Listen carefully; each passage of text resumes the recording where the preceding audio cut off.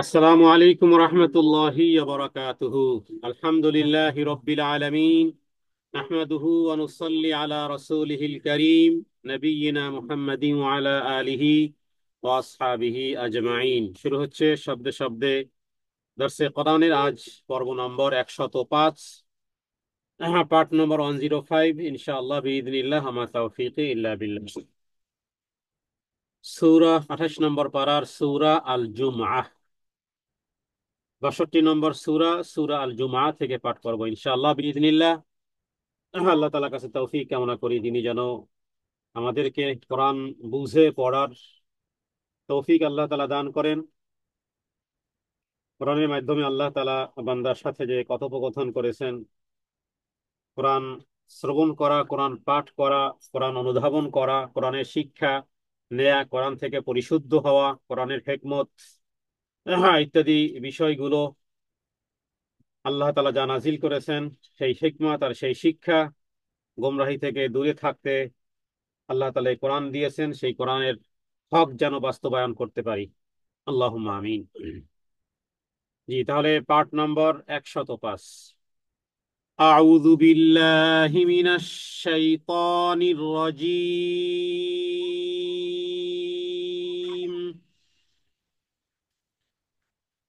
বিসমিল্লাহির রহমানির রহিম।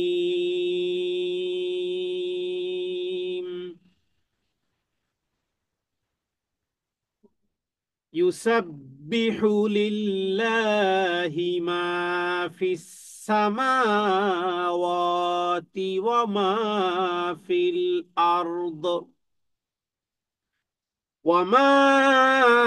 الأرض الملك القدوس العزيز الحكيم. يسبح لله। সূরা জুমআ, জুমআ মানে জুমাই। জুমআকে যেটা বহু বচন হয়, একাধিক লোকের সমাগম হয়, সম্মেলন হয়, সেটাকেই জুমআ বলা হয়।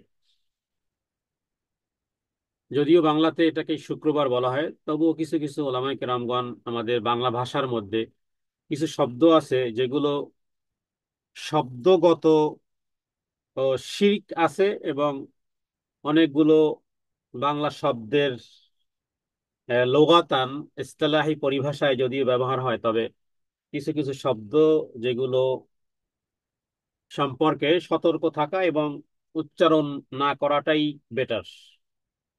এর মধ্যে শুক্রবার এই কথাটিও এরকমেরই এসেছে। যেমন বিশ্ব ব্রহ্মাণ্ড বলতে এই পৃথিবীর জগৎকে বোঝানো হয়। তো এই কথাটি, এই বিশ্ব ব্রহ্মাণ্ড, এই ব্রহ্মাণ্ড এটি হিন্দুদের এক দেবতার নাম। তার মানে বিশ্ব ব্রহ্মাণ্ড বলতে ওরা ওই হিন্দুর ওই দেবতাকেই বোঝানো হয়। অনুরূপ ভাবে আল্লাহ তাআলা এই দিনের নামটি ইয়াউমুল জুমআ হিসেবে রেখেছেন, এই সূরার মধ্যেই আছে। সূরাটির নামও জুমআ। এটাকে শুক্রবার দ্বারা কেউ কেউ বুঝিয়েছেন যে আসলে এই কথাটি শুক্র বলতে মানুষের বীর্য বা শুক্র কীটকে বোঝানো হয়।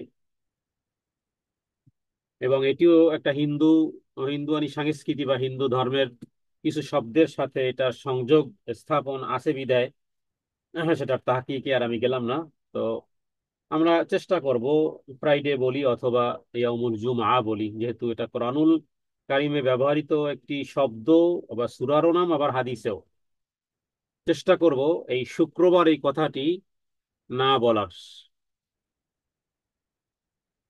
বরং ইয়াউমুল জুমআ বলবো, জুমআর দিন বলবো। এভাবে যেভাবে করে আমরা খোদা শব্দটা বলা বাদ দিয়েছি, অথচ এক সময় আল্লাহ তাআলাকে সবাই খোদা তাআলাই বলতো। যখন আমাদের কাছে জ্ঞান পৌঁছবে তখন আমরা পরিবর্তন হব ইনশাআল্লাহ। তো আল্লাহ তাআলা এই সূরার মধ্যে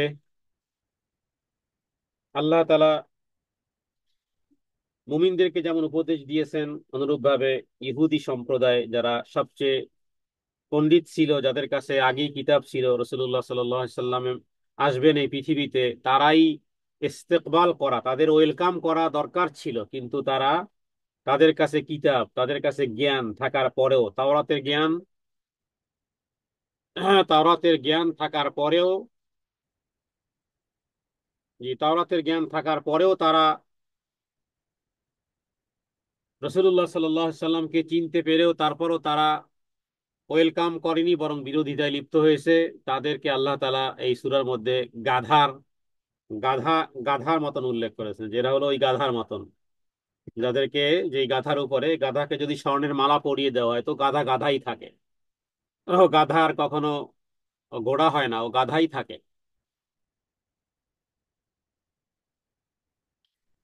তো এভাবে করে আল্লাহ তাআলা উপমা দিয়েছেন। জি, প্রথমে আয়াতে আল্লাহ তাআলা বলেছেন, ইউসাব্বিহু লিল্লাহি মা ফিস সামাওয়াতি ওয়া মা ফিল আরদ। ইউসাব্বিহু, সাব্বাহা ইউসাব্বিহু তাসবিহান, তার মানে প্রশংসা আদায় করা, তাসবিহ পাঠ করা, গুণগান গাইতে থাকা।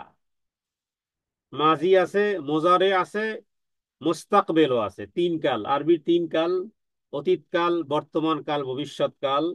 অতীতকালকে বলা হয় মাজি, এরপরে ভবিষ্যৎ কালকে বলা হয় মুস্তাকবেল। তো সব কালের মধ্যে অন্তর্ভুক্ত সাব্বাহা ইউসাব্বিহু তাসবিহান, আল্লাহ তাআলার পবিত্রতা ঘোষণা করে।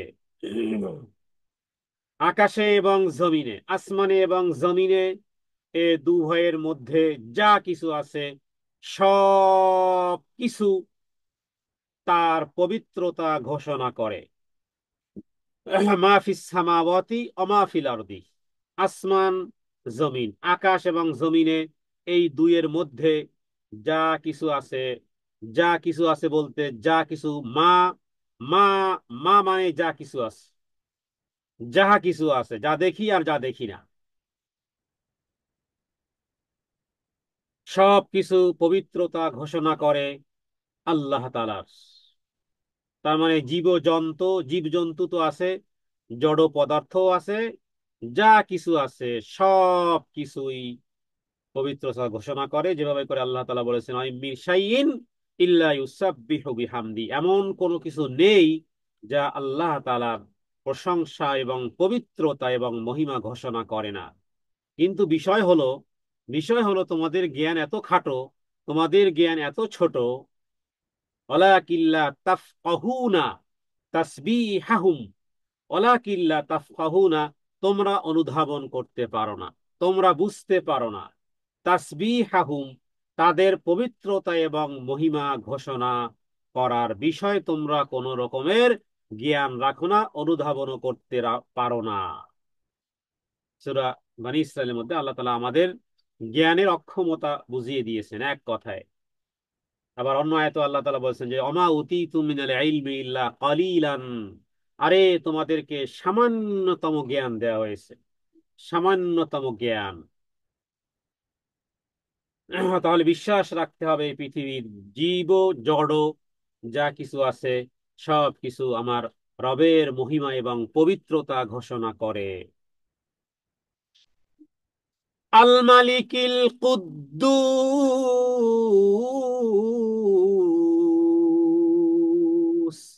এখানে দেখুন চারটি আসমা ও সিফাত এসেছে। আল আজিজিল হাকিম, তাহলে আল মালিকিল কুদ্দুস এবং আল আজিজিল হাকিম। আল মালিক, যিনি অধিপতি, আল কুদ্দুস, তিনি মহান পবিত্র, সকল পূর্ণাঙ্গ গুণে যিনি গুণান্বিত, তাকে তিনি হন কুদ্দুস। এজন্য রুকুতে এবং সেজদাতে আমরা এই দোয়া পাঠ করতে পারি, সুবহানাদিল মালিকিল কুদ্দুস, বা সুব্বুহুন কুদ্দুসুন রব্বুল মালাইকাতি ওয়ার রূহ, এটি রুকুরও তাসবিহ, সেজদারও তাসবিহ।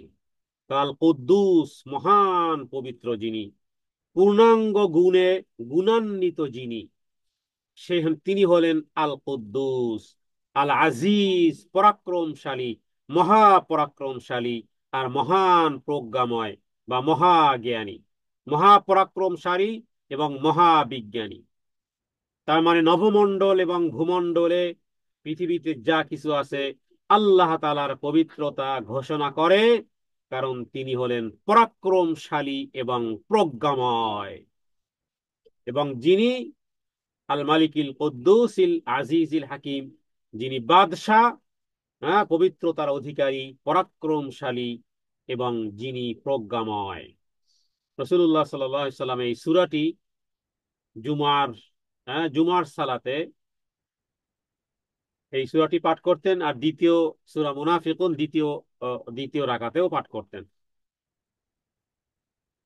অবশ্য জুমার দিন সূরা আলা এবং সূরা গাশিয়া পড়ারও হাদিস আছে।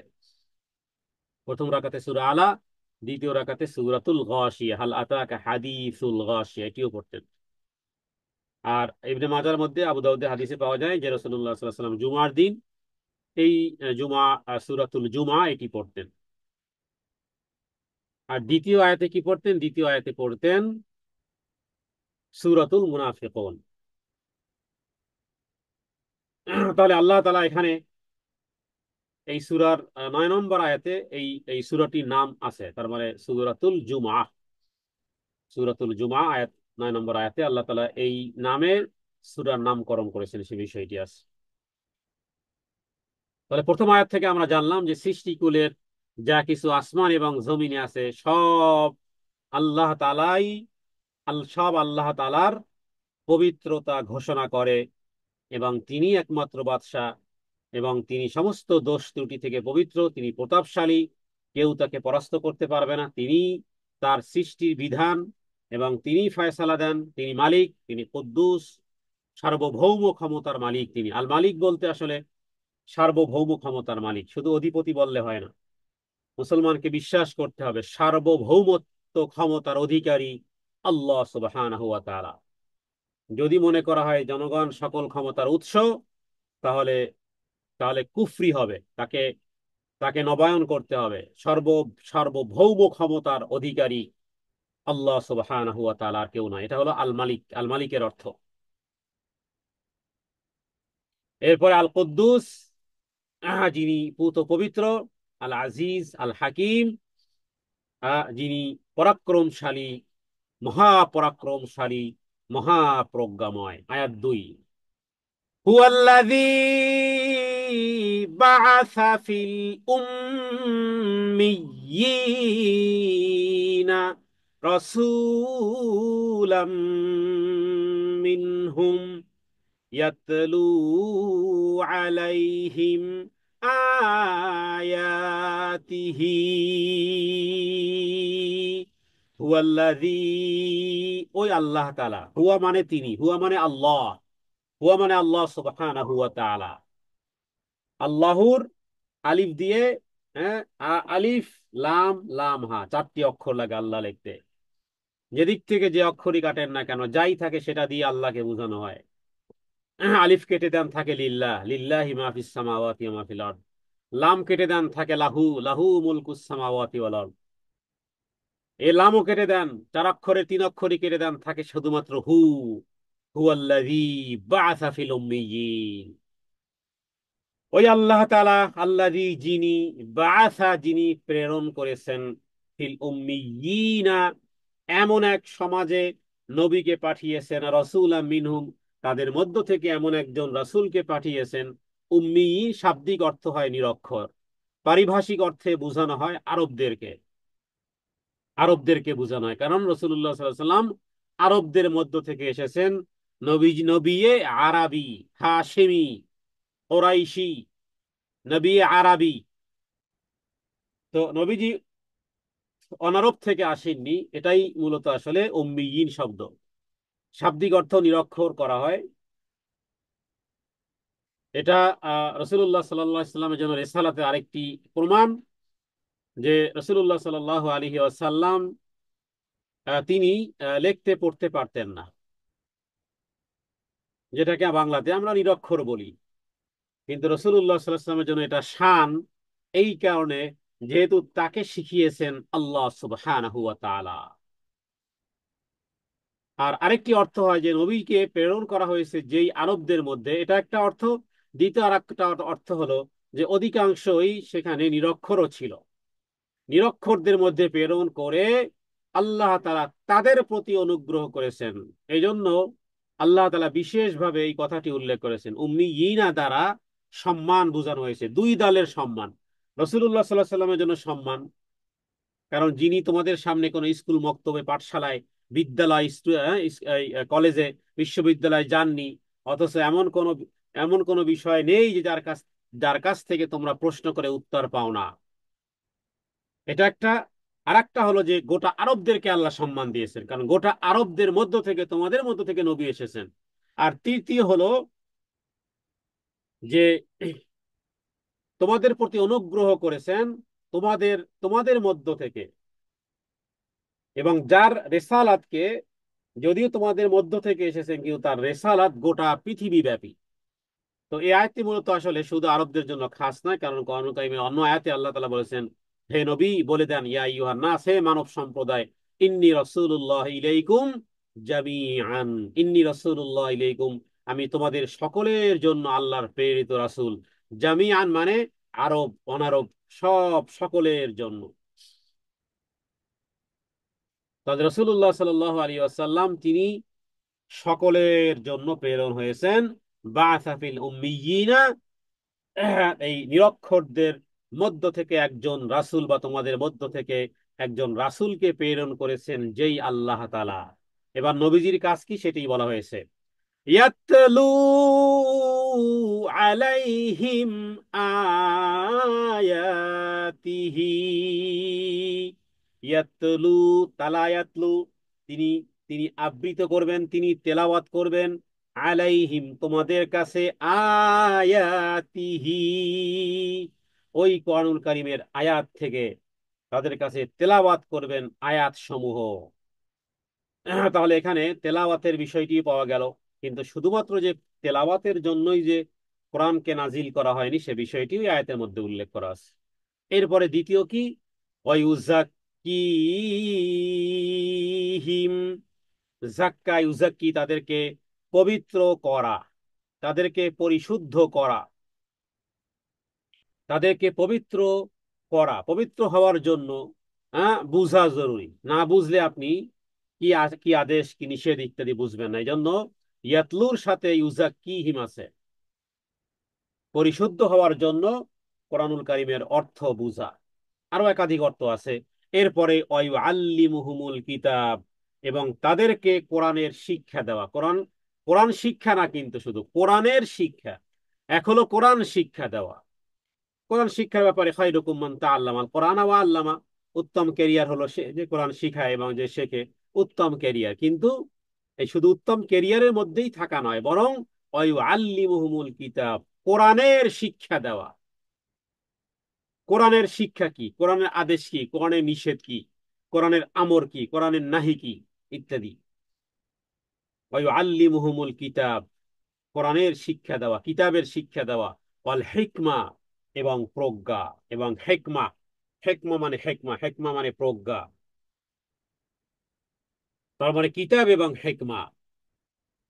আর এর পূর্বে কি ছিল, وَإِن كَانُوا مِن قَبْلُ لَفِي ضَلَالٍ مُبِينٍ।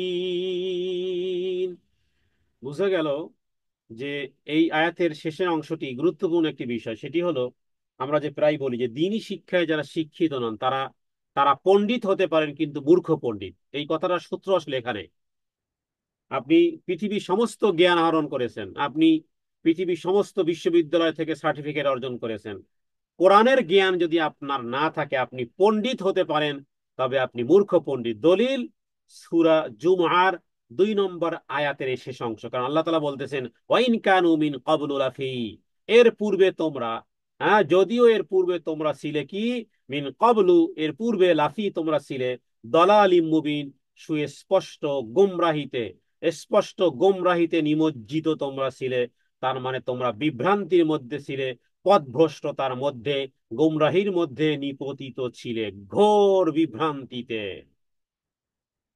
অথচ আমরা জানি যে সাবা মুআল্লাকাত সহ, হ্যাঁ, ওই সময়কার রাসূলুল্লাহ সাল্লাল্লাহু আলাইহি ওয়াসাল্লাম যখন এসেছেন, আরবের সাহিত্য, সাহিত্যিকতার, আরবি সাহিত্যিকতার চূড়ান্ত সর্বশীর্ষে বলা যেতে পারে, এট দ্য টপে ছিল ভাষার, আরবি ভাষার সাহিত্যিকতায়। এবং তাদের তাদের কবিতাগুলো আল্লাহু আকবার, মানে নারীরা পর্যন্ত যে সমস্ত কবিতা তারা উল্লেখ করেছেন, হ্যাঁ, আরব, আরবের আরবরা পর্যন্ত সে সমস্ত মানে তর্জমা এত ছোট্ট শব্দের মধ্যে, মানে সেটার ব্যাখ্যা বিশ্লেষণে কিতাব পরে কিতাব। হ্যাঁ, একজনের কাছে জিজ্ঞেস করেছে যে আমি বিবাহ করতে চাই বা প্রেমিকা খুঁজতে চাই, আমার প্রেমিকা কেমন হবে? আর একজন উত্তর দিয়েছেন, মুহাফফাফিন কাল গুসনি কুলতু লাহু ইনতাসিব ফাআজাবা মা কতলিল মুহিব্বি হারামু। হ্যাঁ, মুহাফফাফিন কাল গাসনি কুলতু লাহু ইনতাসিব। আমি কি আর বলবো, মানে উদাহরণ দিয়েছে খেজুর গাছের মতন। খেজুর গাছে, যে সমস্ত খেজুর গাছগুলো কাটা হয় ঢেউ ঢেউ ঢেউ ঢেউ ঢেউ ঢেউ, হ্যাঁ, গ্রামগঞ্জে গেলে দেখা যায় যে যে শহরে খেজুর গাছ কাটে না সেগুলো তো সোজাসুজি ভাবে বড় হয়, কিন্তু যেই যে খেজুর গাছগুলো রস হয় সেগুলোর দেখেছেন যে মানে ঢেউ ঢেউ ঢেউ ঢেউ। হ্যাঁ, এর দ্বারা শারীরিক সৌন্দর্য বুঝিয়েছে। তাহলে দেখুন, সব শব্দ ছোট্ট কিন্তু কোথায় গিয়ে আঘাত করেছে।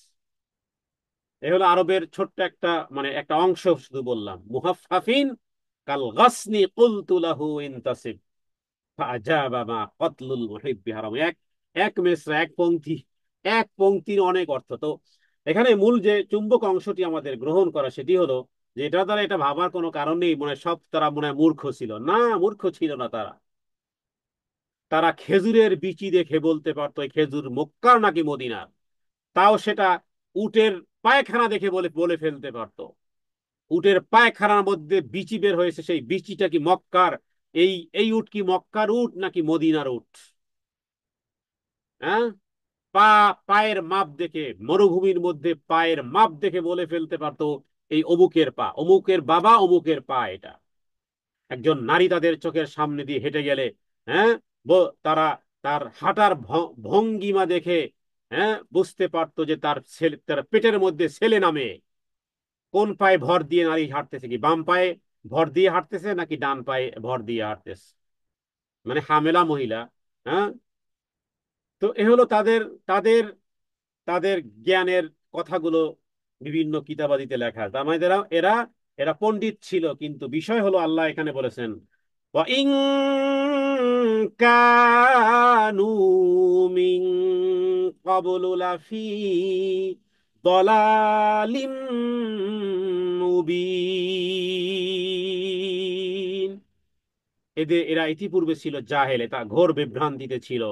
তাহলে এদের কাছে আবৃত্তি করেন হে নবী, তাদের কাছে নবী প্রেরণ করা হয়েছে, কোরআনুল কারীম নাজিল করা হয়েছে, কোরআনুল কারীম তেলাওয়াত করবেন, পবিত্র করবেন, শিক্ষা দিবেন কিতাব হিকমত, কারণ ইতিপূর্বে এরা ছিল ঘোর বিভ্রান্তিতে। তার মানে আগের জ্ঞানকে মূল্যায়নই করা হয়নি। এজন্য কোরআনুল কারীমের জ্ঞান যার কাছে আছে সে হলো আসল জ্ঞানী। আর যদি কোরআনুল কারীমের, কোরআন এবং সুন্নাহর জ্ঞান না থাকে তাহলে সে পণ্ডিত হতে পারে, তবে সেটা মূর্খ পণ্ডিত। এই নিরক্ষর, এই আয়াতের মধ্যে নিরক্ষরতা আছে। তিনি নিরক্ষরদের মধ্যে একজন নবীকে পাঠিয়েছেন, তাদের নিকট আবৃত্তি করেছেন আয়াতসমূহ, যাতে করে তাদেরকে পবিত্র করতে পারেন, তাদেরকে শিক্ষা দিতে পারেন এই গ্রন্থের, এই জ্ঞানের, এই এই এই এই বিজ্ঞানময় কোরআনের, এবং সেই সাথে সাথে প্রজ্ঞা। হ্যাঁ, কারণ ইতিপূর্বে তারা কি ছিল? নিরক্ষর ছিল। তো এখানে এই উম্মিয়িন দ্বারা বিষয় যেমন ব্যাপকতা রয়েছে, তো এই আয়াতের মধ্যে আল্লাহ তাআলা কোরআনুল কারীম শিক্ষা এবং তার উদ্দেশ্য, কোরআন নাজিল এবং এর দ্বারা কি কি কাজ করতে হবে, আল্লাহ তাআলা এই শব্দের মধ্যে উল্লেখ করেছেন। তার মানে এখানে একটা কোর্স আছে, কোর্স। হ্যাঁ, এখানে একটা সেশন আছে। প্রথম সেশন হলো কি, যে আমাদেরকে বিশুদ্ধভাবে কোরআনুল কারীম তেলাওয়াত শিখতে হবে। রাসূলাম মিনহুম ইয়াতলু আলাইহিম আয়াতিহি, এই হলো হয়ে গেল। এতলু আলাইহিম আয়াতি মানে কোরআন কারীম বিশুদ্ধ ভাবে কোরআন কারীম শিখতে হবে। অয়ুজাক্কিহিম, অয়ুজাক্কিহিম পবিত্রতা পরিশুদ্ধ হওয়ার জন্য কোরআনকে বুঝতে হবে। অয়ুআল্লিমুহুমুল কিতাব ওয়াল হিকমা, কোরআনের শিক্ষা, কোরআনের আদেশ এবং নিষেধ সেটি শিখতে হবে, এবং সেটির ব্যবহারটা অ্যাপ্লাইটাও আবার হিকমতের সাথে হতে হবে, প্রজ্ঞার মাধ্যমে হতে হবে। যেটা নবী রাসূলদেরকে আল্লাহ তাআলা অধিক প্রজ্ঞা দিয়েছিলেন। মানুষের মধ্যে প্রজ্ঞাটা খুব কম। হ্যাঁ, কিছু মানুষ প্রজ্ঞা পায়, তাছাড়া এলেম পায় অনেকে, কিন্তু প্রজ্ঞা অনেক মানুষ কম পায়। অনেক বড় বড় দাঈল আল্লাহ প্রজ্ঞা থেকে বঞ্চিত। হয়তো বা প্রশ্ন করলে উত্তর দিবে, কিন্তু সেই উত্তরের মাধ্যমে উম্মতের জ্ঞান আহরণ হবে, কিন্তু প্রজ্ঞার সাথে নয়। হেকমা এবং প্রজ্ঞা একই জিনিস। হেকমা যেটাকে বলা হয় আরবিতে, বাংলায় ওটাকে আমরা প্রজ্ঞা বলতেছি, বা এটাকে উর্দুতে বলা হয় হেলেম। আমাদের ওস্তাদরা বলতো যে 1 মণ মানে 40 কেজিতে 1 মণ হয়। 1 মণ এলেমকে সংরক্ষণ করতে 10 মণ হেলেম দরকার। হেলেম উর্দুতে হেলেম, এটাকে আরবিতে বলা হয় হেকমা। আর রাসূলুল্লাহ সাল্লাল্লাহু আলাইহি ওয়াসাল্লাম আল্লাহ তাআলার কাছে হেকমা চেয়েছেন, আল্লাহ তাআলা হেকমা দিয়েছেন নবীদেরকে সবচেয়ে বেশি। আর আল্লাহ তাআলা বলেছেন, জামা ইউতাল হিকমাতা, যাকে হেকমা বা প্রজ্ঞা দেওয়া হয়েছে, ফাকাদ উতিয়া, ফাকাদ উতিয়া, তাকে সত্যিকার অর্থেই দেওয়া হয়েছে। হ্যাঁ, আমা ইউতাল হিকমাতা ফাকাদ উতিয়া খাইরান কাসীরা, তাকে সবচেয়ে বেশি কল্যাণ দান করা হয়েছে, সবচেয়ে বেশি কল্যাণ। তার মানে বোঝা যায় হেকমা শুধু কল্যাণ বয়ে নিয়ে আসে, কিন্তু সমস্ত জ্ঞান কল্যাণ বয়ে নিয়ে আসে না। এই জন্য উপকারী বিদ্যা কল্যাণ বয়ে নিয়ে আসে। পৃথিবীতে বহু ব্যক্তিবর্গ যারা এলমের সাগর বলা যেতে পারে, শেষ পর্যন্ত বিভ্রান্ত হয়ে গেছে। এলমের সাগর, হ্যাঁ, বাহরুল এলেম, বহু বাহরুল এলেম, জ্ঞানের সাগর নিমজ্জিত হয়ে গেছে, নিমজ্জিত হয়ে গেছে। এজন্য আল্লাহ তাআলার কাছে ইবনে আব্বাস রাদিয়াল্লাহু তাআলা দোয়া করতেন, আল্লাহুম্মা ইন্নী আসআলুকা ইলমান নাফিআ ওয়া রিজকান তাইয়্যিবা ওয়া আমালাম মুতাকাব্বালা। ওয়া আমালাম, পৃথিবীতে আগে একটা সময় এলমের মুনাজারা হতো, বাহাস হতো, ডিবেট। ডিবেট যারা করে এদের কি, আপনি কি মনে হয় এরা কত জ্ঞানের অধিকারী থাকে? আর ডিবেট করতে করতে করতে করতে একটা পর্যায়ে এরকমেরও হয়, হ্যাঁ, যে হেকমা এবং প্রজ্ঞা থেকে দূরে শুধু জ্ঞানের উপর ভর ভর করে ভর করে এলমে মান্তেকের মতন যুক্তিবিদ্যার দিকে গিয়ে, কারণ আপনি একটা যুক্তি দিচ্ছেন, আমাকেও যুক্তি দিতে হবে, যুক্তি দিতে দিতে দিতে দিতে দিতে দিতে একটা পর্যায়ে নাস্তিকতার দিকে পর্যন্ত দূরে সরে যায়। কারণ ইসলামের একটা বিধান হলো যে যুক্তি ইসলামে চলবে না, ইসলামে হলো এতাআত। এজন্য আলী রাদিয়াল্লাহু তাআলা আনহু বলতেন যে ইসলাম যদি যুক্তিবিদ্যার উপরে প্রতিষ্ঠিত থাকতো, তাহলে মুজার মাসেহ পায়ের তলদেশেই হতো, কারণ পায়ের তলদেশেই ময়লা লাগে। কিন্তু আমরা স্বয়ং স্বচক্ষে আমরা রাসূলুল্লাহ সাল্লাল্লাহু আলাইহি ওয়াসাল্লামকে দেখেছি যে তিনি মুজার মাসেহ পায়ের উপরই ভাগে করেছেন, তলদেশে করেননি। তলদেশে করাটা যুক্তির দাবি, বিজ্ঞানের দাবি যে ভাই ময়লা লেগেছে যেথায় পরিষ্কার করো সেথায়, কিন্তু না। তো এই কারণে ওই জাতীয় জ্ঞান থেকে রাসূলুল্লাহ সাল্লাল্লাহু আলাইহি ওয়াসাল্লাম পরিত্রাণও চাইতেন। পূর্বে এরকমের বেশ কিছু মুনাজারার মাধ্যমে যারা শেষ পর্যন্ত আল্লাহর তাওহীদকেই তারা নষ্ট করেছে। যাই হোক, সে সমস্ত ঘটনার দিকে আমরা যাব না। তো এখানে সংক্ষিপ্তভাবে এই আয়াতের মধ্যে এই হেকমা কথাটি এখানে উল্লেখ করা আছে। রবের কাছে আমরা যেন দোয়া করতে পারি, হে আল্লাহ, আপনি আমাদেরকে ইলমের সাথে হেকমাও দান করেন। কারণ হেকমা দেওয়া হয় খুব কম, যাদেরকে দেওয়া হয়েছে তারা হলো নবিয়্যিন। আমরা আল্লাহ তাআলার কাছে শুধু জ্ঞান চাইবো না। হ্যাঁ, রব্বি জিদনি ইলমা, রব্বি জিদনি ইলমা মানে কি, হে আল্লাহ আপনি আমাকে প্রদান করেন ইলম। এর সাথে বলা যেতে পারে ইলমান নাফিআ। হ্যাঁ, ইলমান নাফিআ, শুধু এলেম চাই না। হ্যাঁ, নবীরা যেমন শুধু সন্তান চাইতেন না, আল্লাহ একটা ছেলে দেন, আল্লাহ একটা মেয়ে দেন, এভাবে না, নবীরা চাইতেন ওয়ালাদান সালিহান, হে আল্লাহ নেককার সন্তান দিয়েন। শুধু সন্তান চাই না, অনেকে আমরা শুধু সন্তান চেয়ে বসে আছি, নেককার সন্তান চাই না। কারণ নেককার জিনিসটা কি সেটাই তো বুঝি না, শুধু চাই দরকার আমার ছেলে আর মেয়ে, আমার দরকার টাকা পয়সা, অর্থ সরাসরি আল্লাহ তাআলার কাছে এভাবে চাইতে নাই, বরং চাইতে হয় ওইভাবে, হে আল্লাহ যেই অর্থটুকু আমার জন্য কল্যাণকর হবে সেই অর্থ আমাকে প্রদান করো। রব্বানা আতিনা ফিদ দুনিয়া হাসানার মধ্যে ওখানে প্যাকেজই করে দেওয়া হয়েছে, ওটা ওটা বললে আর কিছু লাগবে না। রব্বানা আতিনা ফিদ দুনিয়া হাসানা ওয়া ফিল আখিরাতি হাসানা ওয়া কিনা আযাবান নার। ওই আয়াতের মধ্যে আপনার ভুলভ্রান্তি যেন না হয়, এই জন্য আল্লাহ তাআলা ওই আয়াতটির মাধ্যমে যেন সুযোগ দিয়েছেন যে দুনিয়া তো চাইবেই বান্দা, দুনিয়া তো লাগবে তোমার, কিন্তু দুনিয়া, কিছু দুনিয়া আছে যে এই দুনিয়া তোমাকে ধ্বংস করবে, বরং রব্বানা আতিনা ফিদ দুনিয়া হাসানা শব্দ দিয়ে দাও। তার মানে কি, হে আল্লাহ শুধু দুনিয়া চাই না, বরং দুনিয়ার যাবতীয় যা কল্যাণ, আতিনা ফিদ দুনিয়া হাসানা, হে আল্লাহ আপনি প্রদান করেন, ফিদ দুনিয়া নয় শুধু, বরং ফিদ দুনিয়া হাসানা, দুনিয়ার যাবতীয় যা কিছু কল্যাণ। তাহলে সন্তান চাইলেও চাইতে হবে ওয়ালাদান সালিহান, ওয়ালাদান সালিহান। এলেম চাইতে হলেও শুধু বলবো না হে আল্লাহ আপনি এলেমকে বৃদ্ধি করে দেন, না, ইলমান নাফিআ, উপকারী বিদ্যা। আল্লাহুম্মা ইন্নী আসআলুকা ইলমান নাফিআ, নবীজি চাইতেন ইলমান নাফিআ, হে আল্লাহ আপনি উপকারী বিদ্যা দেন। জি, 3 নম্বর আয়াত। وآخرين منهم لما يلحقوا بهم وهو العزيز الحكيم। সুবহানাল্লাহ। 3 নম্বর আয়াতটি এতটাই ব্যাপক, একেবারে কিয়ামতের আগ মুহূর্ত পর্যন্ত আমরাও এর মধ্যে শামিল আছি। হ্যাঁ, কারণ নবীকে প্রেরণ করা হয়েছে, কি বলা হয়েছে, যে তাদের মধ্যে যাদেরকে মন্দ চরিত্র থেকে পরিচ্ছন্ন করবেন, কোরআন সুন্নাহর জ্ঞান শিক্ষা দিবেন, যদিও তারা ইতিপূর্বে সুস্পষ্ট ভ্রান্তির মধ্যে নিমজ্জিত ছিল। এই আয়াত থেকে আর একটা অর্থ বের করা যায়, সেটা হলো যে আমরাও কুফরির মধ্যে, মন্দ চরিত্রের মধ্যে আমরাও ডুবে থাকব, যতক্ষণ পর্যন্ত না কোরআন এবং সুন্নাহর জ্ঞান আমরা শিক্ষা করব। আর কোরআন এবং সুন্নাহর জ্ঞান শিক্ষা না করার আগ মুহূর্ত পর্যন্ত আমরাও নিরক্ষর হিসেবেই থাকব। হ্যাঁ, নিরক্ষর, আমরা নিরক্ষর। কেউ কাউকে নিরক্ষর বললে চটে যাবে, আমি নিরক্ষর। আপনি যদি কাউকে বলেন যে মিয়া সিগনেচার করতে পারেন না, আরে আমি সিগনেচার করতে পারি না মানে, আমি কি পড়াশোনা জানি না? তো তাকে নিরক্ষর বলা মানে সে রেগে যাবে।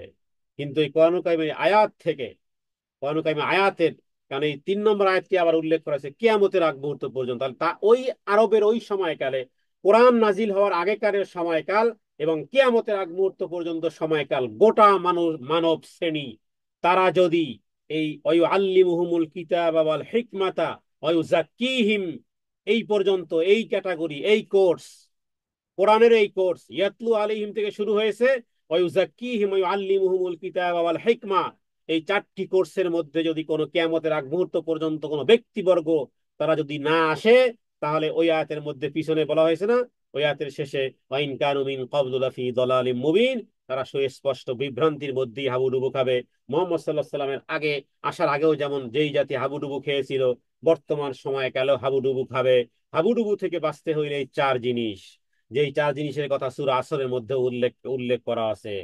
হ্যাঁ, তো এখানে আয়াতিহি ওয়া ইউযাক্কিহিম ওয়া ইউআল্লিমুহুমুল কিতাবা ওয়াল হিকমা। আর সুসংবাদ হলো আমাদের জন্য, যারা আমরা কোরআনুল কারীম শিক্ষা করতেছি, কোরআনের শিক্ষা গ্রহণ করতে চাচ্ছি, হিকমা প্রজ্ঞা শিখতে চাচ্ছি, যেন ওই 3 নম্বর আয়াতে আল্লাহ তাআলা তাদেরকে একত্রিত করেছেন এভাবে, হে নবী, ওয়া আখারিনা মিনহুম লাম্মা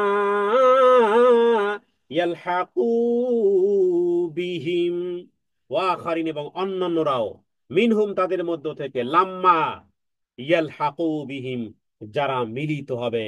তার মানে এই রাসূলকে প্রেরণ করা হয়েছে, হ্যাঁ, আর রাসূলকে প্রেরণ করা হয়েছে মিনহুম মানে ওর মধ্য থেকে, রাসূলকে প্রেরণ যে করা হয়েছে তারাও ওর সাথে মিলিত হবে। লাম্মা ইয়ালহাকু বিহিম, তাদের মধ্য থেকে অন্যান্যরাও, এই অন্যান্যরার মধ্যে আমরা আছি। হ্যাঁ, তার মানে কি, আমাদের রাসূলকে, আমাদের রাসূল সাল্লাল্লাহু আলাইহি সাল্লাম কিন্তু ওই আয়াত যখন নাজিল হয়েছে তখন আমরা সবাই ছিলাম আলমে আর ওয়াহে। এই কথা আল্লাহ বলেছেন যে লাম্মা ইয়াল হাকুবিম, এখনো তো ওরা জন্মই হয়নি। রসুল্লাহ সাল্লাল্লাহু আলাইহি ওয়াসাল্লাম যখন দুনিয়াতে এসেছেন, রুহু তো সৃষ্টি হয়ে গিয়েছিল আমাদের, আমরা আলমে আর ওয়াহে রুহের জগতে ছিলাম। নবীজি দুনিয়ার থেকে চলে গেছেন, তখনও আমরা দুনিয়াতে আসিনি। হ্যাঁ, এসেছি, আমরা অনেক পরে এসেছি, কিন্তু মিলিত হয়ে গেছি লাম্মা ইয়াল হাকু মাধ্যমে।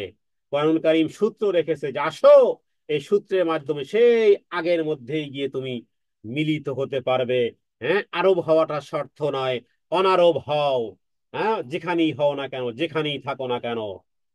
তো এখানে মূলত এখানে লাম্মা আল হাকুবিম, এটি হলো, এই আয়াতটি হলো যে যারা এখন পর্যন্ত মিলিত হয়নি তারা কারা। তারা কারা এ ব্যাপারে একাধিক মতামত আছে। ইকরিমা রহমত তিনি বলেছেন যে তারা হলো তাবে।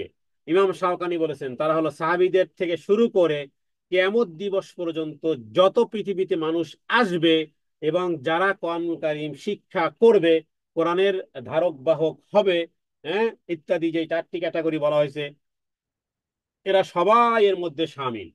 আর ইমাম বুখারী তিনি বলেছেন, আবু হুরায়রা থেকে রাদিয়াল্লাহু তাআলা আনহু একটি হাদিস, রাসূলুল্লাহ সাল্লাল্লাহু আলাইহি ওয়াসাল্লাম কাছে হযরতে আবু হুরায়রা তিনি বসা ছিলেন। এরপরে তিনি বলেন যে এমত অবস্থায় সূরা জুমআ অবতীর্ণ হলো। এরপরে যখন এই আয়াত ও আখারিনা মিনহুম লাম্মা ইয়ালহাকু বিহিম, যে তারা এখনো আসেনি, মিলিত হয়নি, তারাও মিলিত হবে, এই আয়াত সম্পর্কে আমরা সাহাবায়ে কেরাম রাসূলুল্লাহ সাল্লাল্লাহু আলাইহি ওয়াসাল্লামকে যখন জিজ্ঞেস করলাম যে ইয়া রাসূলুল্লাহ, এই আখারিনা মানে এরা কারা, তখন নবীজি তার কোনো জবাব দিলেন না। এমনকি তাকে আবারও জিজ্ঞেস করা হলো, এরপরে আবারও জিজ্ঞেস করা হলো। তিনবার জিজ্ঞেস করার পরে হযরতে আবু হুরায়রা রাদিয়াল্লাহু তাআলা আনহু তিনি বলেন, আমাদের মধ্যে ইতিমধ্যে অথবা বসা ছিল, এরকমের হতে পারে যে সালমান ফার্সি রাদিয়াল্লাহু তাআলা আনহু ছিলেন। সালমান ফার্সি কে? ইনি হলেন ইস্পাহানি। ইনি ছিলেন ইস্পাহানি, অনারবি একজন সাহাবী, যিনি মদিনার নয়, যিনি শুধু মদিনারই নয়, বরং আরবই নয়, আরবি ভাষী তিনি নন। তিনি কে? তিনি হলেন সালমান ফার্সি, পারস্যের। হ্যাঁ, পারস্যের। ওই সময়কালে পারস্য যাদেরকে বোঝানো হতো, ইরান, হ্যাঁ, ইরান থেকে শুরু করে এটা, তো তিনি ছিলেন ওই জায়গার ইস্পাহানি। এখনো ইরানের অনেক জায়গার কি বলে আপনার বন্দরের নাম আছে ইস্পাহান, যদি আমাদের দেশের ইস্পাহান নয়, ইস্পাহানি চা না, বরং ইস্পাহান, বান্দারাবাজ, তেহরান, ইত্যাদি ইত্যাদি। তো বিশাল সালমান ফার্সি তিনি ছিলেন। নবীজি সালমান ফার্সির গায়ে হাত দিয়ে বললেন, লাউ কানাল ঈমানু ইনদা সুরায়া লানা লাহু রিজালুম মিন হাউলাই, ঈমান যদি সুরাইয়া নামক তারকাতেও অবস্থান করে থাকে, তাহলে হ্যাঁ, এই লোক সকল, তার মানে সালমান ফার্সি বলতে অনারবরা সেখানে পর্যন্ত, সেখান থেকেও জ্ঞান নিয়ে আসবে। ইমাম বুখারী হাদিসটি এনেছেন।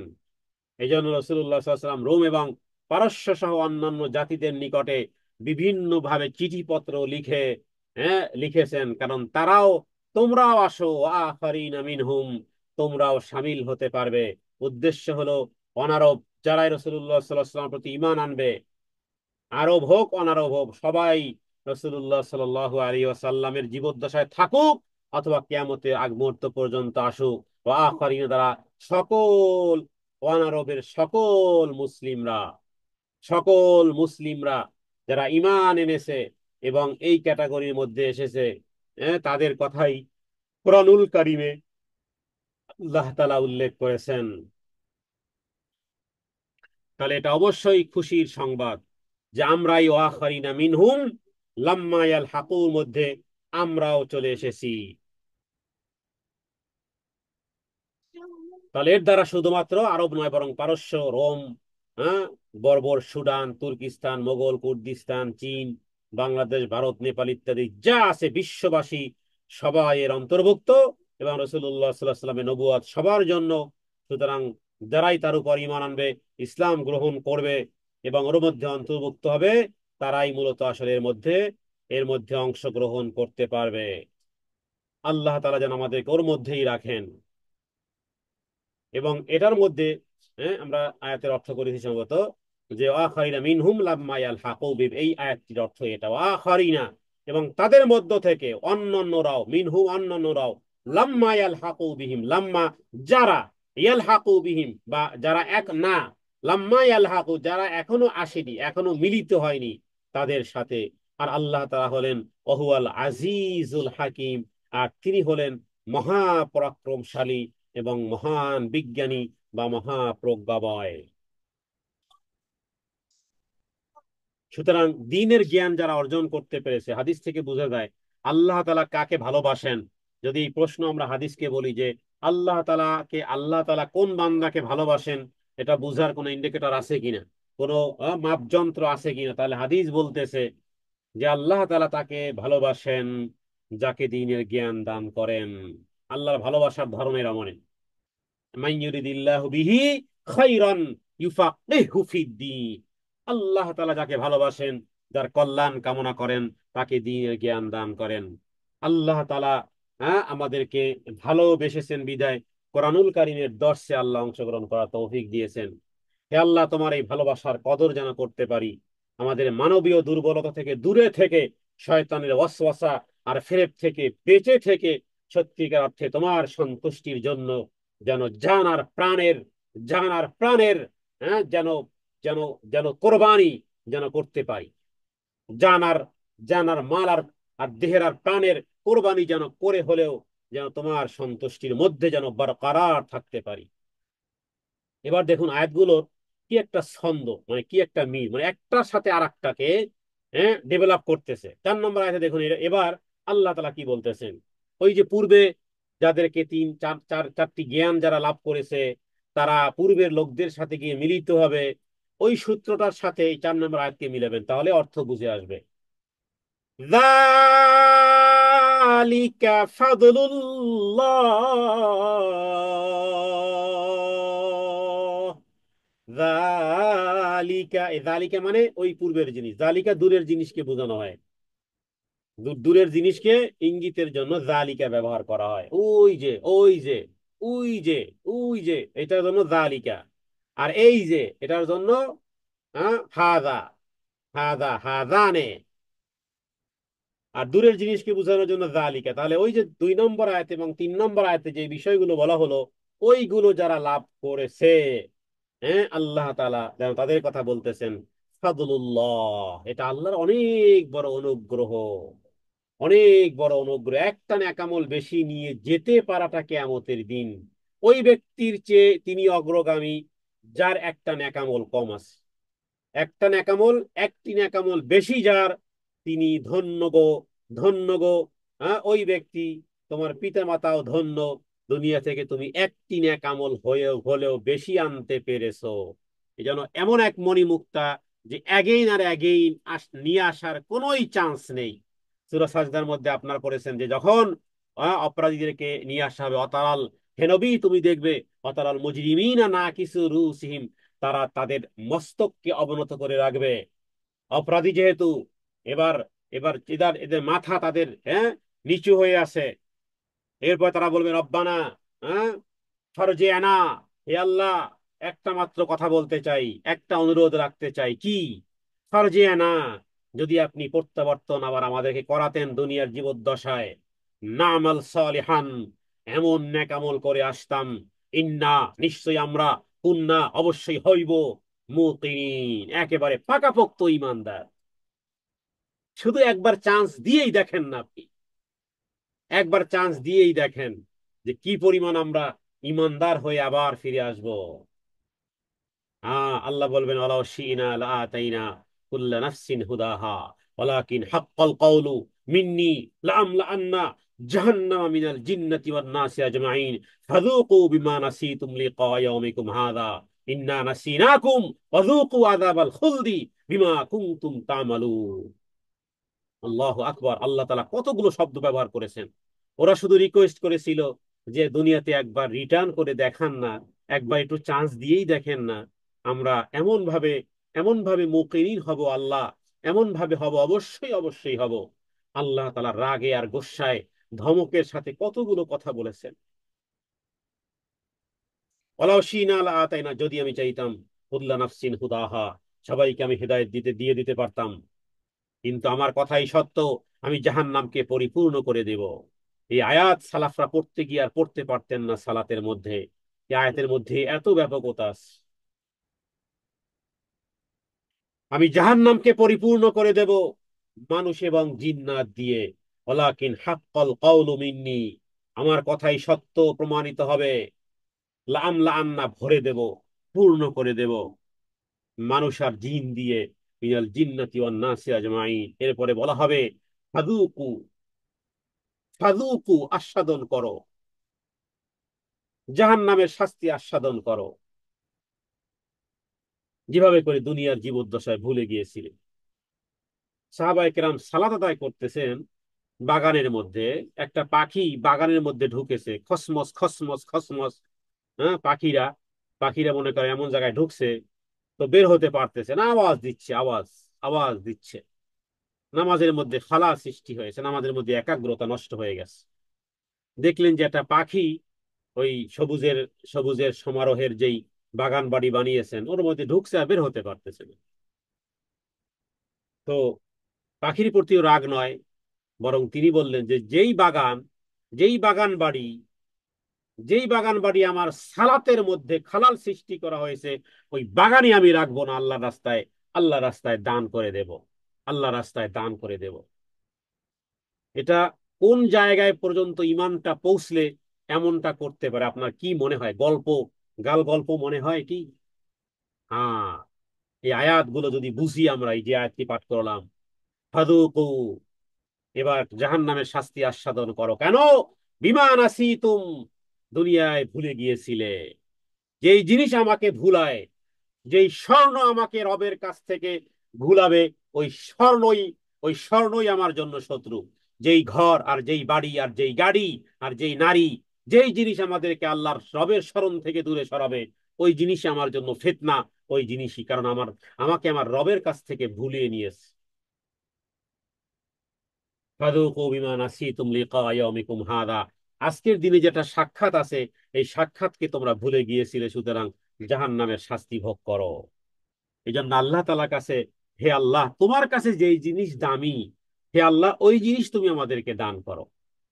এভাবে বলতে পারি রবের কাছে। কারণ আপনার কাছে আমার কাছে দামি হলো টাকা হোক, পয়সা হোক, ধন হোক, দৌলত হোক, দিনার হোক, দেরহাম হোক, ডলার হোক, স্বর্ণ হোক, ঘর হোক, বাড়ি হোক, ক্ষমতা হোক, আপনার আমার কাছে এটা দামি। ব্যাস, এটা হলেই এটা হলেই আমি হ্যাপি। তো এগুলো যে কেয়ামতের দিন, হ্যাঁ, আমার রবকে যদি ভুলিয়ে দেয়, আর যদি আল্লাহ তাআলা এইভাবে জাহান্নামে নিক্ষেপ করে, যদি বলেন ফাযুকু, এবার স্বাদ আস্বাদন করো, বিমা নাসিতুম লিকা ইয়াউমিকুম, আমার এই সাক্ষাৎকে তোমরা ভুলে গিয়েছিলে, আমিও ভুলে গেলাম, এবার জাহান্নামের শাস্তি ভোগ করো। কারণ আপনার এই 60-70 বছরের ক্ষমতার বাহাদুরি আর এই দাপট আর এই টাকা পয়সা ধন দৌলতের আনাগোনা ইত্যাদি, এগুলো কি লাভ হবে? যালিকা ফাদলুল্লাহ ইউতিহি মাইয়াশা। যালিকা, ওই যে পূর্বের যে জিনিস, ফাদলুল্লাহ, এটি আল্লাহ তাআলার একান্ত অনুগ্রহ। ইউতিহি মাইয়াশা, আল্লাহ তাআলা তাকে দেন যাকে তিনি ইচ্ছা করেন, যাকে ইচ্ছা তিনি তা দান করেন। তার বিশেষ অনুগ্রহ, বিশেষ কৃপা। আল্লাহু যুল ফাদলিল আযীম। আল্লাহ, এবং নিশ্চয় আল্লাহ তাআলা, দুল ফাদলিল আযীম, আর আল্লাহ তাআলা তিনি কি? তিনি হলেন ফজলওয়ালা, আযীমওয়ালা, তার মানে মহা অনুগ্রহের অধিকারী, মহান কৃপাশীল, মহান অনুগ্রহ, মহান অনুগ্রহের মালিক যিনি, তিনি তার পক্ষ থেকে মহান অনুগ্রহ করতেছেন ওই জিনিস দিয়ে, যা 2 নম্বর আয়াতে উল্লেখ করা হয়েছে। ওটা কি? আল্লাহ বলেন কি, যালিকা ফাদলুল্লাহ, এটা তোমার যিনি পেয়েছেন সে হলো মহান রবের অনুগ্রহ। আল্লাহর অনুগ্রহ একান্তই অনুগ্রহ, এবং তিনি হলেন, তিনি দান করেন আর তিনি হলেন মহা ক্ষমাশীল, মহান অনুগ্রহের অধিকারী, আর তিনি হলেন মহান অনুগ্রহশীল। তো সেই অনুগ্রহশীলের কাছে, তার কাছে যেটা দামি, আমরাও যেন তার কাছে তার শান মোতাবেক, তার কাছে যেটা দামি আমরাও সেই দামি জিনিস চাই। ওই জিনিস চাইনি, চাই না যেটা পৃথিবীবাসীর কাছে দামি কিন্তু আল্লাহ তাআলার কাছে দামি নয়। তাহলে আমরা এই আয়াত থেকে বুঝতে পারলাম জুমার দিন এই সূরা পড়া সুন্নাত, এবং রাসূলুল্লাহ সাল্লাল্লাহু আলাইহি সাল্লাম গোটা বিশ্ব জাহানের জন্য, এবং নবীজি উম্মি ছিলেন, এবং রাসূলুল্লাহ সাল্লাল্লাহু আলাইহি ওয়াসাল্লাম এর উপরে যারা ঈমান আনবে, কোরআনুল কারীম জ্ঞান যারা লাভ করবে, আল্লাহ তাআলা তাদেরকে স্পেশাল, যেন তারা মহান কৃপা, আল্লাহর বিশেষ অনুগ্রহ তারা লাভ করেছে। এরপরে পঞ্চম আয়াতের মাধ্যমে একটা দৃষ্টান্ত দেওয়া হয়েছে। মাসালুল্লাযীনা হুম্মিলুত তাওরাতা সুম্মা লাম ইয়াহমিলুহা কামাসালিল হিমারি ইয়াহমিলু আসফারা। মাসালুল্লাযীনা, আল্লাহ তাআলা দৃষ্টান্ত আনতেছেন, আল্লাহ তাআলা উদাহরণ দিচ্ছেন। কি উদাহরণ? উদাহরণ হলো হুম্মিলুত তাওরাতা, যাদের উপরে তাওরাতের দায়িত্ব ভার দেওয়া হয়েছিল। তার মানে যাদের উপরে তাওরাতের দায়িত্ব ন্যস্ত করা হয়েছিল। হুম্মিলুত তাওরাতা সুম্মা লাম ইয়াহমিলুহা, অতঃপর তারা দায়িত্ব প্রাপ্ত হলেও দায়িত্ব গ্রহণ করেনি অথবা বহন করেনি। সুম্মা লাম ইয়াহমিলুহা, হ্যাঁ, যেন তারা বহন করেনি। এই বহনকারী মানে একাধিক উদ্দেশ্য হতে পারে, কারণ ওর মধ্যে সবকিছু লেখা ছিল। আল্লাহর নিজ হাতে লেখা তাওরাত কিতাবের মধ্যে সব কিছু ছিল, কিন্তু পরিবর্তন করে তারা নিজস্ব ভাবে মন গড়া বানিয়েছে। অথবা রাসূলুল্লাহ সাল্লাল্লাহু আলাইহি ওয়াসাল্লাম সম্পর্কে পরিষ্কার জ্ঞান, গর্ভ, দিক নির্দেশনা ইত্যাদি সব কিছু উল্লেখ করার পরেও তারা যেন বহন করেনি, কর্ণপাত করেনি। আর না করার কারণে, কারণ তাদের তাওরাতে মুহাম্মদ সাল্লাল্লাহু আলাইহি সাল্লাম আসবেন দুনিয়াতে, যেই মিশন আর যেই ভিশন, সব ডিটেলস পাই টু পাই একেবারে ডিটেলস লেখা ছিল, কিন্তু এরা স্বীকার করেনি। এবার এটা না করার কারণে আল্লাহ বলেছেন যে ওদের দৃষ্টান্ত হলো এমন, কামাসালিল হিমারি ইয়াহমিলু আসফারা, দৃষ্টান্ত হলো ওই গাধার মতন। তাদের দৃষ্টান্ত হলো ওই গাধার মতন, যে বহু কিতাবের বোঝা বহন করে, কিন্তু মিস্টার গাধা কিছুই জানে না। হ্যাঁ, বহন করে কিতাব, না গম, না না ঘাস, না ইট, না পাথর, না বালু, ওর কাছে সব সমান। অথচ ওর ওর পিঠের উপরে চাপানো হয়েছে অনেক কিতাব, কিন্তু কে রাখে খবর? কারণ গাধার মতো, যার পিঠের উপরে বহু কিতাবের বোঝা তার উপরে চাপানো হয়েছে, কিন্তু গাধা কিছুই বুঝে না। আল্লাহ তারা ইহুদি আলেমদেরকে, ইহুদি পণ্ডিতদের কিভাবে করে আল্লাহ কন্ডেম করেছেন। কামাসালিল হেমারি, কামাসালিল হেমার, গাধা দৃষ্টান্তের মতন, ইয়াহমিলু আসফারা, হ্যাঁ, কিতাব সমূহ তারা বহন করে। বিইসা মাসালুল কওমিল্লাযীনা কাযযাবু বিআয়াতিল্লাহ আল্লাহু লা ইয়াহদিল কওমায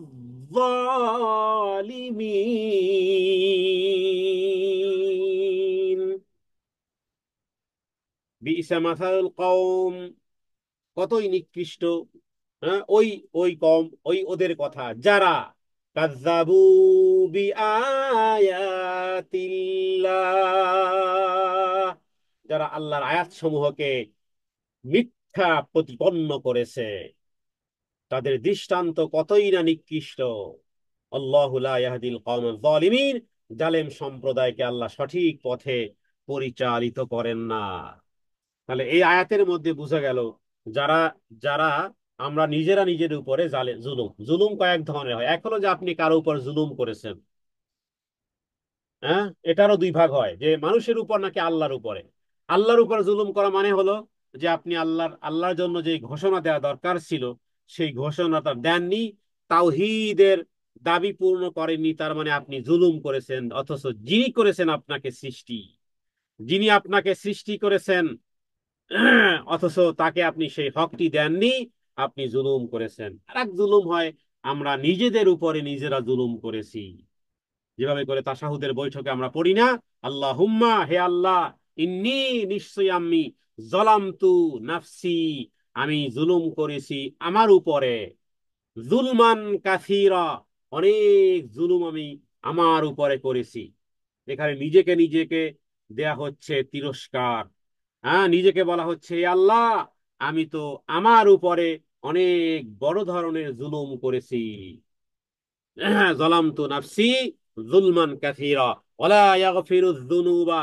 আর আপনি যদি আমাকে আমার পাপসমূহ যদি ক্ষমা না করেন, হ্যাঁ, ওয়ালা ইয়াগফিরুয যুনুবা ইল্লা আনতা, মানে আপনি ব্যতীত আর কেউ আমার গুনাহ ক্ষমা করতে পারবে না। সুতরাং ফাগফিরলি, ক্ষমা করে দেন, মাগফিরাতাম মিন ইনদিকা, আপনার পক্ষ থেকেই তো ক্ষমা আসে, অরহামনি, আর আপনি আমার উপরে দয়া পরবশ হন। তো এভাবে করে তাহলে জুলুম, আমরা নিজেদের উপরে জুলুম করব যদি কোরআনের জ্ঞান যদি আহরণ না করি, তাহলে এটাও হবে ওই ওই ইহুদি আলেমদের মতন, যাদেরকে আল্লাহ নিকৃষ্ট উদাহরণ দ্বারা বুঝিয়েছেন, যে ওই গাধার মতন যে পুস্তক বহন করে, হ্যাঁ, কিন্তু দৃষ্টান্ত সেই গাধা, গাধা কিছুই জানে না। যারা আল্লাহর আয়াত সমূহকে মিথ্যা বলে তাদের দৃষ্টান্ত কতই নিকৃষ্ট, আর এরাই হলো জালেম। আল্লাহ এদেরকে কখনোই পথ প্রদর্শন করেন না। আল্লাহু লা ইয়াহদিল কওমাজ জালিমিন, জালেম সম্প্রদায়কে আল্লাহ তাআলা পথ প্রদর্শন করেন না। তো এই আয়াতের, হ্যাঁ, এই আয়াতের দুটি অর্থ, একটি সাধারণ অর্থ আর একটা বিশেষ। সাধারণ অর্থ হলো যে যাদের উপরে তাওরাতের জ্ঞান অর্জন, তদনুযায়ী আমল এবং তাওরাত অনুসারে দুনিয়াকে পথ প্রদর্শনের দায়িত্ব দেওয়া হয়েছিল, তারা তাদের দায়িত্ব বুঝেও নাই এবং হকও আদায় করেনি। আর আরেকটা অর্থ হলো যে তাওরাতের ধারক এবং বাহক গোষ্ঠী হওয়ার কারণে তাদের কাজ ছিল সবার আগে অগ্রসর হয়ে সেই রাসূলকে সাহায্য সহযোগিতা করা, যার আগমনের সুসংবাদ তাওরাতে পৃষ্ঠায় পৃষ্ঠায় স্পষ্ট ভাষায় দেয়া হয়েছিল। কিন্তু তারা সবচেয়ে বেশি শত্রুতা এবং বিরোধিতা করেছে এবং তাওরাতের শিক্ষার দাবি তারা পূরণ করেনি। পার্থিব জাঁকজমক এবং আহ, ধনৈশ্বর্য ইত্যাদি তাদেরকে তাওরাত থেকে বিমুখ করেছে। ফলে তারা তাওরাতের পণ্ডিত হওয়া সত্ত্বেও তাওরাতের নির্দেশবলী বাস্তবায়নের দিক থেকে সম্পূর্ণ মুখ থুবড়ে, মূর্খদের মতন, অনভিজ্ঞের মতন তারা আচরণ করেছে। তো এই আয়াতে মূলত মূলত আসলে তাদের দৃষ্টান্ত হলো গাধার মতন, যার পিঠে জ্ঞান বিজ্ঞানের, বৃহত্তম গ্রন্থ সমূহ চাপিয়ে দেওয়া হয়, কিন্তু ওই গর্ধপ ওই গাধা সেই বোঝা বহন তো করে কিন্তু বিষয়বস্তুর কোনো খবর রাখে না এবং তাতে তার কোনো উপকারও হয় না। ইহুদিদের অবস্থাও ঠিক তদ্রূপ, তারা পার্থিব সুখ স্বাচ্ছন্দ্য অর্জনের জন্য তাওরাতকে বহন করে, বাট এর মাধ্যমে জনগণের মধ্যে জাঁকজমক ও প্রতিপত্তিও লাভ করতে চায়, কিন্তু এর দিক নির্দেশনা দ্বারা কোনো উপকার তারা লাভ করে না। কপাল পোড়া, কপালে কিন্তু লেখা থাকে না। তো এ হলো এই আয়াতের অর্থ করলাম আমরা। এরপরে 6 নম্বর আয়াত, ওদের কথাই আল্লাহ বলেছেন, কুল ইয়া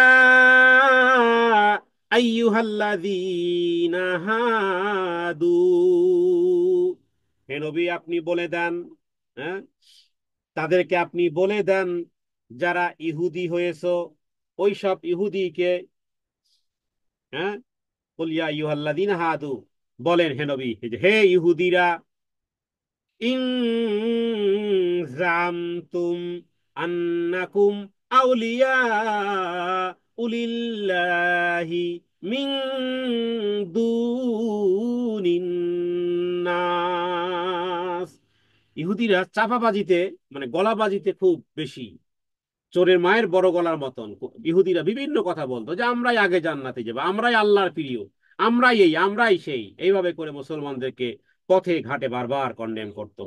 হ্যাঁ, অনেকগুলো কথা কোরআন কারিমে এভাবে করে তাদের কথা এসেছে। এখানে একটি কথা এরকমের, যে হে ইহুদিরা, তোমরা যদি মনে করো হ্যাঁ, ইন জামতুম, তোমরা যদি দাবি করো আন্নাকুম আউলিয়া উলিল্লাহ, তোমরা আল্লাহর অলি। এরা নিজেদেরকে আল্লাহর অলি বলে। হুম? এরা ইহুদিরা, তারা নিজেদেরকে আল্লাহর অলি বলে, মানুষের মধ্য থেকে মিন দুনিন নাস, তার মানে অন্য মানুষেরা না। ইহুদি হও, ইহুদি হও তাইলে আল্লাহর অলি হয়ে যাবা, ব্যাস। পীর সাহেবের হাতে বায়াত হও, পীর সাহেব দুই ডানা ধরে জান্নাতে উড়াল দিয়ে তোমাকে নিয়ে যাবে। হ্যাঁ, তুমি তুমি এই এই পীরের মুরিদ হও গাও এইভাবে, তাহলে আর তোমার কবরের সওয়াল জবাবও ওই বাগদাদ থেকে আব্দুল কাদের জিলানী দিয়ে দিবে।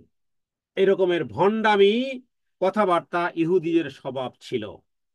তো তারা মানুষকে বলতো যে যদি একমাত্র আল্লাহর বন্ধু হইতে চাও তাহলে ইহুদি হও, ব্যাস। তো আল্লাহ তাআলা যেন সেটা কন্ডেম করেছেন, যে ইহুদিরা যদি তোমরা মনে করো যে হ্যাঁ তোমরাই আল্লাহ তাআলার বন্ধু, আন্নাকুম আউলিয়া উলিল্লাহ মিন দুনিন নাস, তাহলে ফাতামান্নাও, কেন কামনা করো না মাউত, বন্ধু, যেহেতু আল্লাহর বন্ধু তো তাড়াতাড়ি যাও, বন্ধুর কাছে যাও, তাহলে তো সুখ শান্তি থাকবে।